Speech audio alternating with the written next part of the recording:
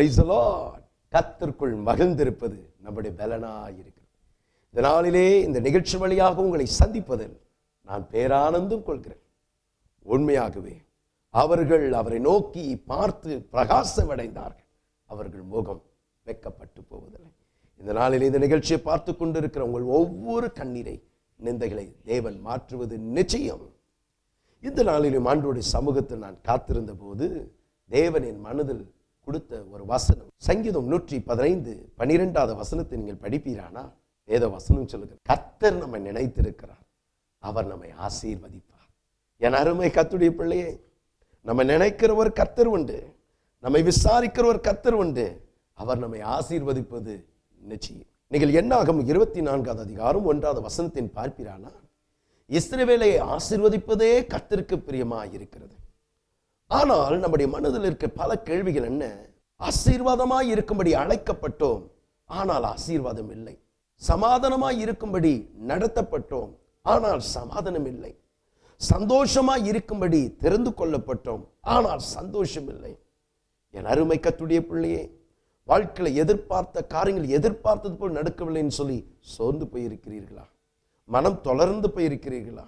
என் வாழ்க்கை எதிர்காலம் இதே நிலையில் இருக்கும் என்று கலங்கி கொண்டிருக்கிறீர்களா? வேத வசனம் சொல்லுகிறது, நாம் தேவனை நினைக்கிறோமோ இல்லையோ, அவர் நம்மை நினைக்கிறவராயிருக்கிறார். இதைதான் சங்கீதக்காரன் தாவீது ராஜா சொல்லுகிறான். சங்கீதம் 8:4-6 வசனங்களை நீங்கள் படிப்பீரானால் வேத வசனம் சொல்லுகிறது, மனுஷனை நீ நினைக்கிறதுக்கும் மனுஷகுமாரனை நீ விசாரிக்கிறதுக்கும் அவன் எம்மாத்திரம் என்கிறீர். நீர் அவனை தேவ தூதரிலும் சற்று சிறுவனாக்கினீர், மகிமையிலும் கனத்திலும் அவனை முடிசூட்டினீர்.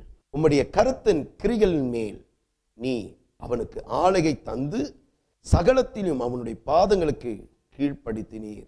என கண்பானவர்களே, தேவன் நம்மை மகிமையிலும் கனத்திலும் அவர் நம்மை முடிசூட்டி இருக்கிறார். ஒரு பக்கம் இருக்க, சகலத்திலும் ஆளுகை செய்கிறவர்களாக தேவன் நம்மை உருவாக்கி இருக்கிறார். ஆனால் அநேக நேரத்தில் குடும்பத்தின் பிரச்சனைகள் ஒரு பக்கம் இருக்க, பொல்லாத மனிதர்கள் நிமித்தம் வருகிற நிந்தைகள் மறுபக்கம், சரித்திலே படுகிற வேதனைகள் ஒரு பக்கம் இருக்க, சத்ருன் கிரிகள் நிமித்தம் படுகிற நிந்தைகள் மறுபக்கம்.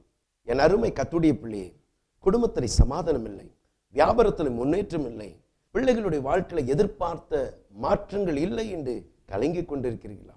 சூழ்நிலை மாறலாம், மனிதர்கள் மாறலாம், வாக்குரைத்தவருடைய வாக்குகள் மாறி போகலாம். ஆனால் நம்மை எப்பொழுதும் நினைத்து கொண்டிருக்கிற தேவன் அவர் மாறாதவராய் இருக்கிறார். அவர் நம்மை ஒருபோதும் கைவிட மாட்டார். மத்திய 8 அதிகாரம் 23-27 வசனத்தை நீங்க படிப்பீரானா, வேத வசனம் சொல்லுகிறது, இயேசுவும் தன் சீடர்கள் அக்கறைக்கு போக ஒரு கப்பல் பிரயாணத்தில் கடந்து சென்றார்கள். ஆனால் சந்தோஷமாக ஆரம்பித்த அந்த பிரயாணம் அவருடைய சந்தோஷம் நீடிக்கவில்லை. பாருங்கள், ஒரு குறிப்பிட்ட இடத்தில் வந்தபோது சீடர்கள் அவர்கள் பார்த்து கலங்கின ஒரு காரியம் என்ன தெரியுமா? பலத்த காற்று உண்டாயிற்று, படகு நிரம்பத்தக்கவதாக கடல் அலைகள் அந்த படகுகள் மேல் மோதிற்று, தண்ணினால் நிரப்பப்படுகிற ஒரு சூழ்நிலை. இந்த சீடர்களுக்கு என்ன செய்யணும்னு தெரியல. அவர்கள் பயந்தார்கள், கலங்கினார்கள். ஒருவேளை அவர்கள் புலம்பிருக்க கூடும், ஐயோ நாங்கள் இப்படியாக இந்த நடுவு கடலை மாட்டிக்கொண்டோமே, நாங்கள் என்ன செய்வோம் என்று சொல்லி கலங்கினார்கள். எங்களுக்கு உதவி செய்ய யாருமே இல்லை என்று சொல்லி அவர்கள் பதறினார்கள். ஆகிலும் அவர்கள் என்ன செய்தார் தெரியுமா? அந்த சம்பவம் சொல்லுகிறது, கீழே படுத்திருந்த இயேசுவை தட்டி எழுப்பினார்கள். ஆண்டவரே, நாங்கள் மடிந்து கொண்டிருக்கிறோம், எங்களை ரட்சியும் என்று சொல்லி அவர்கள் கலங்கினார்கள். நாங்கள் மடிந்து கொண்டிருக்கிறோமே, உமக்கு கவலை இல்லையா என்று சொல்லி கதறினார்கள். என் அருமை கர்த்தருடைய பிள்ளையே, சீடர்கள் எல்லாரும் அந்த கடலை பார்த்து பயந்தார்கள், பலத்த காற்றை பார்த்து கலங்கினார்கள். இயேசுவும் அவர்களும் பயப்படுகிறான்னு சொல்லி அவரோடு சேர்ந்து அவரும் பயப்படல. அவர்களும் சூழ்நிலை பார்த்து கலங்கி கொண்டிருக்கிறான்னு சொல்லி அவரும் கலங்கல. ஆனால் இயேசு என்ன செய்தார் தெரியுமா? நீங்க மத்திய 8 அதிகாரம் 26 வசனத்தின் படிப்பீரானால் வேத வசனம் விவரமாக சொல்லுகிறது. அதற்கு அவர், அற்ப விசுவாசிகளே ஏன் பயப்பட்டீர்கள் என்று சொல்லி எழுந்த காற்றை கடலையும் அதிர்த்தினார்.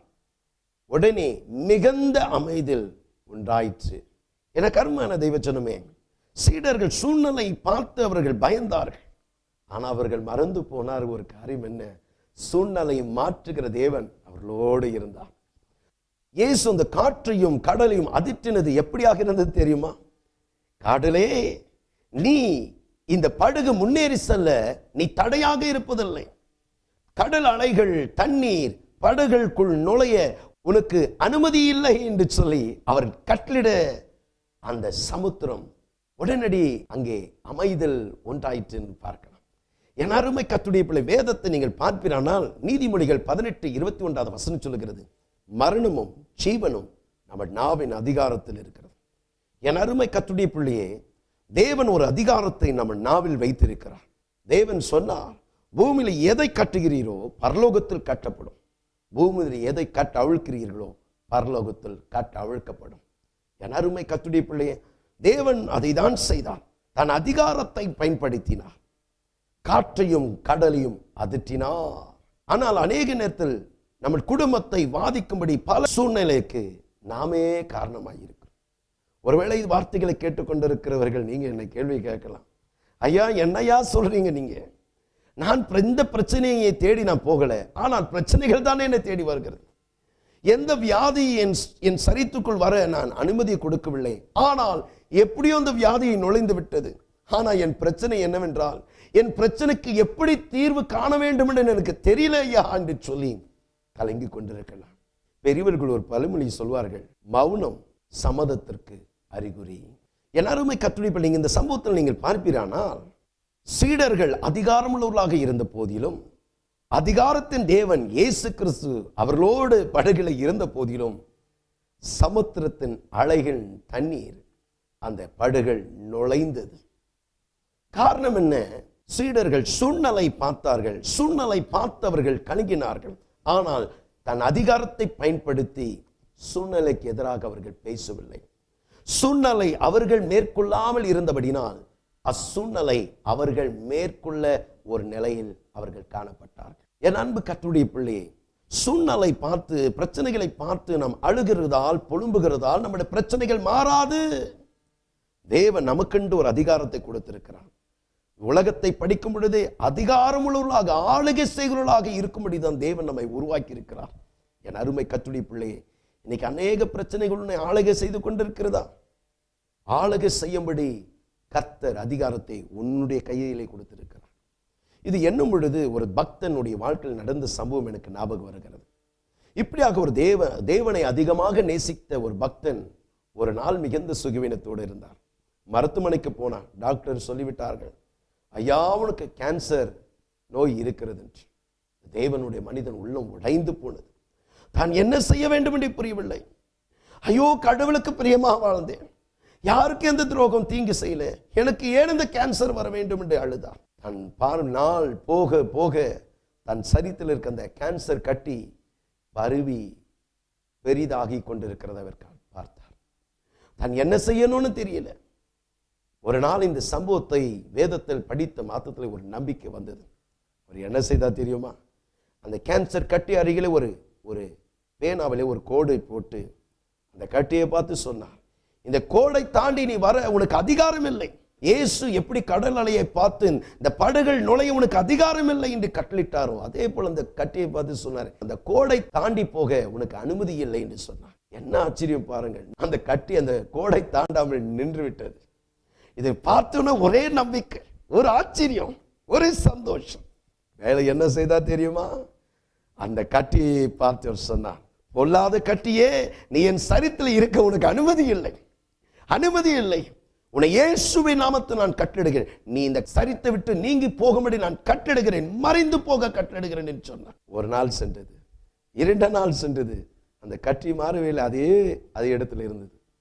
அதை பார்த்து ஒரு பக்கம் சோர்வு இருந்த போதிலும் நாட்கள் போக அதை மறந்து விட்டான். அப்படியாக ஒரு வாரம் கடந்து சென்றது. ஒரு நாள் திடீர்னு ஞாபகம் வந்தது. தற்செயலாக தன் கரங்களை பார்த்தார், அந்த கட்டி மறைந்து விட்டது. அவருடைய சந்தோஷத்தை அடிக்கிக் கொள்ளவே முடியவில்லை. எனக்கு அன்பானவர்களே, தேவனுக்குள்ளாக இருந்த அதே அதிகாரத்தை நமக்கும் கொடுக்க விரும்புகிறார். அவர் சொல்லியிருக்கிறார், நீ பூமியில எதை கட்டுகிறாய் பரலோகத்தில் கட்டப்படும். சூழ்நிலை பார்த்து, குடும்பத்தில் இருக்கிற குழப்பமான நிலையை பார்த்து, உங்கள் சரித்தை வாட்டிக் கொண்டிருக்கிற வியாதியை பார்த்து, பிசாசை பார்த்து கலங்கிட்டு இருக்கிறீர்களா? இன்னைக்கு அந்த பிரச்சனையை பார்த்து நாம் கட்டளிட போகிறோம். சமுத்திரத்தை இயேசு கட்டளிட்டதை போல நாம கட்டெடு போகிறோம். குழப்பத்தின் ஆவியே, என் குடும்பத்தில் பிரச்சனை நீ கொண்டு வர முடியாது, நான் கட்டெடுகிறேன் என்று சொல்லி வீட்டை விட்டு போகும்படி நான் கட்டெடுகிறேன் என்று சொல்ல போறோம். என் வியாபாரத்தில் ஏமாற்றத்தை, தோல்வி கண்டு வருகிற பிரச்சனைக்கு காரணமாக எது இருந்தாலும் நான் தோல்வியை ஏற்றுக்கொள்ள மாட்டேன், என் வியாபாரத்தை ஆசீர்வதிக்கிறேன் என்று அறிக்கையிடுங்கள். உங்கள் வியாபாரத்தில் ஆசீர்வாதத்தை பார்ப்பீர்கள். பிள்ளை பாக்கியம் இல்லாதவர்களாக இருக்கிறீர்களா? உங்கள் கரத்தில் வைத்து இதுவரைக்கும் பிள்ளை இல்லை, ஆனால் இன்று என் வயிற்றில் ஒரு பிள்ளை உருவாகிறது சொல்லி கர்த்தர் என் கற்பத்தை ஆசீர்வதிக்கிறார். என் கற்பத்தில் ஒரு பிள்ளை உருவாகுகிறது என்று விசுவாச வார்த்தையில் சொல்லி பாருங்கள்.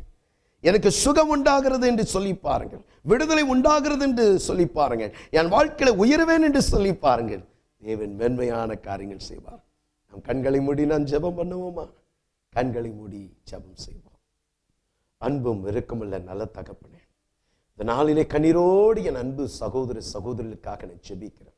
இந்த தொலைக்காட்சி பெட்டி மூலமாக வேதனையோடு, கவலையோடு, சஞ்சலத்தோடு, மனபாரத்தோடு அவர்கள் பார்த்து கொண்டிருக்கிறதை நீ பார்த்து கொண்டிருக்கிறீரப்பா. அவர் மனதில் இருக்கிற வேதனையை பார்த்திருக்கிறேன், அவர் மனதில் இருக்கிற சஞ்சலத்தை பார்த்திருக்கிறேன், அவர் மனதில் இருக்கிற வியாகுலத்தை பார்த்திருக்கிறேன்.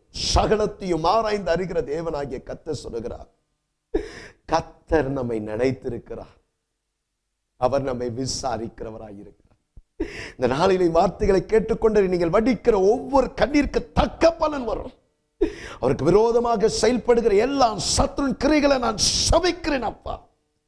கேன்சர் கட்டிகள் மறையட்டும் அப்பா. ஆர்த்ரைட்டிஸ் ப்ராப்ளம் மறையட்டும். அன்பு மகள் ராஜேஸ்வரி, கர்த்தர் உன் கற்பத்தை தொடுகிறார். இப்பொழுது ஒரு பிள்ளை உண்டாகிறது. நீண்ட நாட்களாக முதுவலியோடு, கழுத்து வலியோடு கஷ்டப்படுகிற என் அன்பானவர்களை கர்த்தர் நீ தொடுகிறதுக்காக, இப்பொழுது வல்லமை இறங்கிக் கொண்டிருக்கிறதுக்காக நன்றி. வியாபாரத்தில் நஷ்டம் எவ்வளவுதான் கஷ்டப்பட்டாலும் வியாபாரத்தில் ஒரு முன்னேற்றம் என்று அழுது கொண்டிருக்கிற என் அன்பு சகோதரனுக்காக நான் கண்ணீர் வடிக்கிறேன் அப்பா. ஆசீர்வதிங்க, ஆசீர்வதிங்க. அவருடைய கண்ணீரை தொடைகிற அன்பு சகோதரர் ரிச்சர்ட், அநேக காரியங்களை குறித்து அழுது கொண்டிருக்க அன்பு மகன் ரிச்சர்ட், கர்த்தர் சொல்லுகிறார், நீங்கள் வடித்த ஒவ்வொரு கண்ணீருக்கு தக்க பலன் வரும். நீங்கள் எதிர்பார்க்காத திருப்பத்தை, நன்மை கர்த்தர் காணும்படி செய்வார். உங்கள் முகம் வெக்கப்பட்டு போவது, நீங்கள் எதிர்பார்த்த நன்மைகள் வருவது நிச்சயம். உங்களை திக்கற்ற நிலையில் அவர் விட மாட்டார். எனக்கு அன்பானவர்களே, இவ்வார்த்தைகளை கேட்டு மிக்க ஆறுதல் அடைந்திருப்பீர்கள் என்று நான் நினைக்கிறேன். அதிகாரத்தின் தேவன் அவர் நம்மோடு இருக்கிறது மாத்திரமில்லை, அதே அதிகாரத்தை நம்முடைய கையிலே கொடுத்திருக்கிறார். ஆதாம் இழந்து போன அதிகாரத்தை கர்த்தர் மீண்டும் அந்த அதிகாரத்தை நம்முடைய கையில கொடுக்கிறார். நீ அதிகாரம் உள்ளவன், சகலத்தை மேற்கொள்ளும்படி அழைக்கப்பட்டவன் என்று மறந்து போகாதே. இனி தீங்கு உன்னை அணுகாது, பொல்லாப்பு நேரிடாது, வாதை உன் கூடாரத்தை அணுகாது. God bless you.